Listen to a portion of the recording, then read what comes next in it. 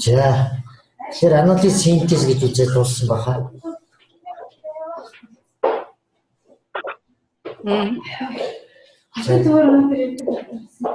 Дараагийнх нь аналог юу харьцуултын арга гэдэг. Тэгэхээр хүн гэдэг хамт маань бүх юмыг л хооронд нь харьцуулж үзэж байдаг. Тэгжиж одоо үйлдэл өгч байдаг. Шин бараа гарч ирлээ гэхтээ бид нар судалгаа хийх боллоо. Тэгвэл одоо тэр шин барааныхаа үзүүлэлтүүдийг заашгүй хуучинтай л харьцуулж үздэг. Хуучин ингэдэг байсан боход одоо ийм байна гэсэн иймэрхүү байдлаар харьцуулж үздэг байгаа. За тэгэхээр бас л хүн төрлөختний анхдагч аргууд юм. Тэгэхээр хүн бол харьцуулахдаа заавал өөрийн талаас буюу гэх юм уу нэг субъектийн талаас одоо гэж үздэг. Харьцуулж байдаг. Жишээ нь араатай амьтдын тухай судлах. Амьтдын тухай судлах заашгүй хүний гэсэн өөрийн одоо илтгэл үүднээс бол хангаж тэр нь чигээс харьцуулж байдаг байна. За тэгэхээр энэ харьцуултын арга нь болохоор өмнө судалсан юм дараагийн юмтай төстэй ямар төстэй шинжүүд байгааг тогтоох. Эсвэл ямар ялгаатай шинжүүд байгааг тогтоох. За өөр нөхцөл байдалд байх боломжтой хэсгийг тогтооход бол хэрэгэлдэг. Тэгээ гол үндс нь төсөөтэй ба ялгаатай шинжийг л тогтооход хэрэгждэг. Аль нь төсөөтэй, аль нь ялгаатай. Тэгээд дотор нь үзэгдэл юмсын аналог, харилцааны аналог хоёр хэлбэртэй байдаг. За тэгээ гарч байгаа дүгнэлт нь одоо ямар байх вэ гэхээр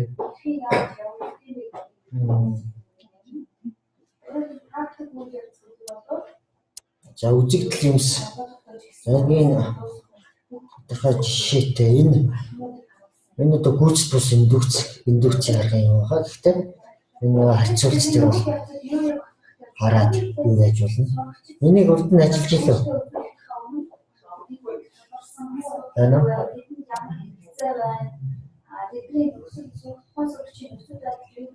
Ажлыг өгсөн. За индустри төвсөн тухай ярьж харах нэг. За тэгэхээр одоо нэг юм хүснэгт байна л та. Өвчин нэг тосгонд хүмүүс өвчилжээ. За тэгээд 5% өвчсөн байна. Одоо өвчний шалтгаан болох зүйлүүдийг одоо хооронд харьцуулж үзэж чааж. Нэгдүгээр нь хотгийн уснаас, голын уснаас, сүүнээс, жимснээс, хүнсний ногооноос хооронд нь харьцуулж үзэж байгаа. Тэгээ бас энэ нөгөө индукцаар бас хэлсэн. Энийг би бас дараа нь тайлбарлая. За тэгэхээр эндээс хараад байхад өвчний гол шалтгаан болж байгаа хүчин зүйл нь юу гэж байна?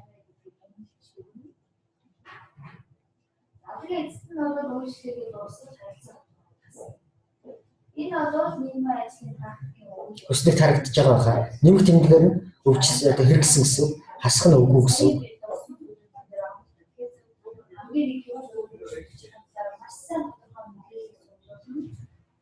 Гэтэ хасах нэг адилхан харагдаад байна. Жоо номруулах уу?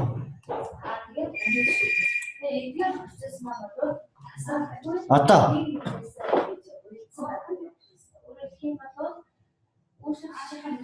хамарч чадваа. Хамарсан багш. За мэдэгдэж байна.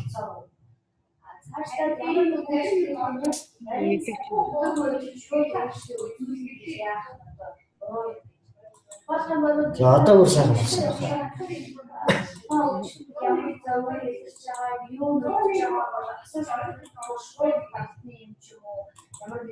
За одоо өөр сайн болсон.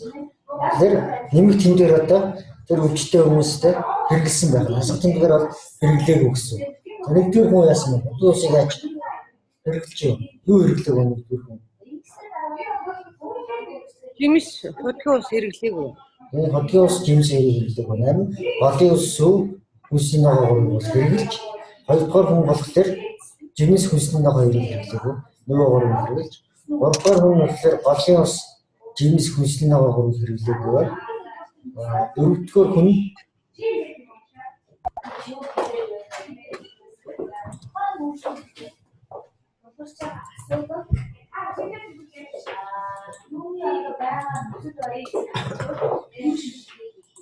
За дөрөвдүгээр хүн нь болохоор за хоёр зүйлэнтэй сүү хүнсний ногоос ч гэдэг. За эндээс харахад одоо хамгийн ихэнд хэрэгэлсэн байж болмоор хүн юм болж байна. Өвчний гол шалтгаан болж байгаа өвчин зүйл нь юу вэ?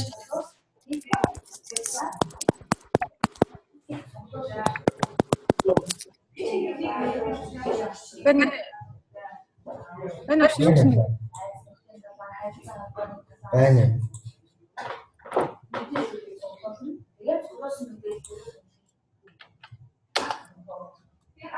Хажуудлын багш нарын яриад амар сонсогдох юм тий. Амар уу, харин тийм баха.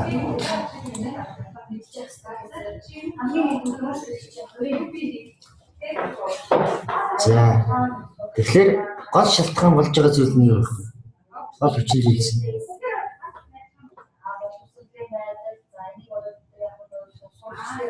Одоо тэр өвчин үүсгэсэн үү?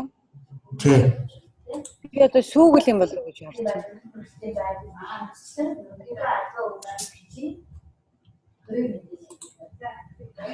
Сүү байгааз тий. Тий.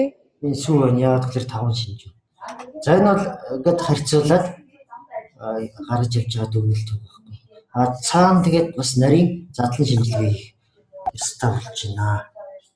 Нарийн задлан шинжилгээ.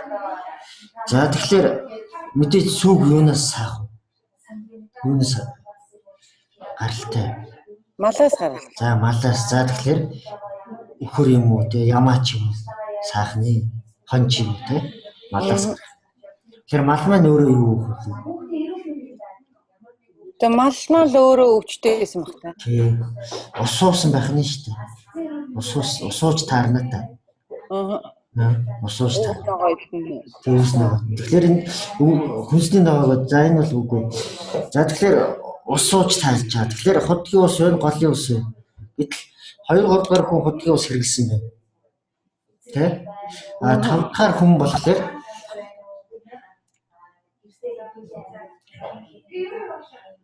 голын ус. Сүү хэрэглэх. Тий. Сүү хэрэглээгүй мөртлөө голын ус хэрэглээд өвдсөн байх нэ. Тэгэхээр цаад сүү одоо өнгөн дээрээ сүү мэт харагдаж байгаад энэ байдлаас хараад нарийн шинжилгээ хийгээд үзэх юм бол голын ус ахна тий. Нөгөө 2 3 4-р хүн бол голын ус хэрэглээгүй ч гэсэн сүү хэрэглэсэн учраас өвдсөн байна. 5 дахь хүн сүү хэрэглээгүй ч гэсэн голын ус хэрэглэсэн учраас өвдсөн байна. Тэгэхээр гол үндсэн одоо өвчний шалтгаан нь болохоор голын ус байх нэ гэсэн одоо ийм зүйлийг. За энэ дээр болохоор нөгөө олон аргууд нь за индукцийн арга олон юм хооронд нь харьцуулж үзэж байгаа. За тэгээд харьцуулт. За тэгээд анализ задлан шинжилгээ хийж байна. Тэгээд эцсийн дүнд нэгтгэн дүгнэж байна. Гэсэн ийм зүйл байх нэ. За.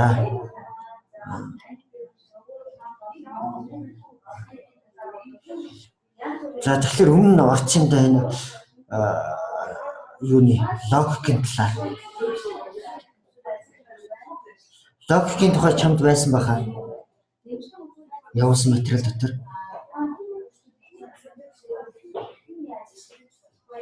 Байна уу? Тэгшлэгрээ. Надад байгаа. Байгаа юу. За. Тэрийг чи шеэрлчих үү? Би гараад чи тэг гүйлгээдээ би тайлбарлаад байна. Тань дахиад явуулсан ш. Дахиад явуулсан уу? За. Юу болчоод Агукаар. тийм дахиад ирчиж. Бүр 4 ирсэн.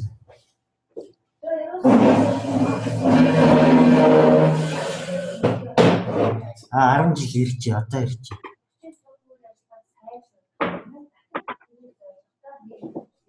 Сол компьютер аваа. Хамаа.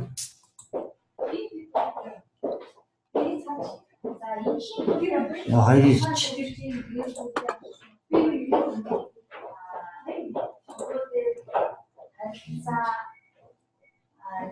нөлөөлөл зэргийг бол зайлшгүй судлах шаардлагатай байдаг. Ингэсэн харангуй бол бид нар сургалтад хэрхэн ямар үйлчлэл ямар аавны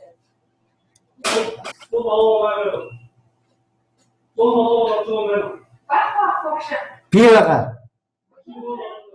Тэ.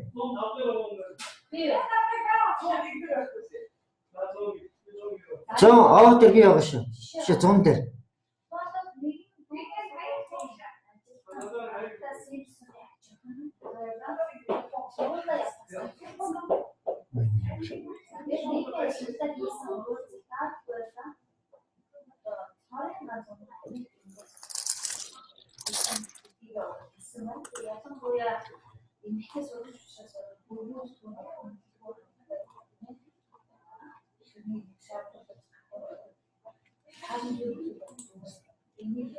Яач. Тэр ширээ зогсож байгаа.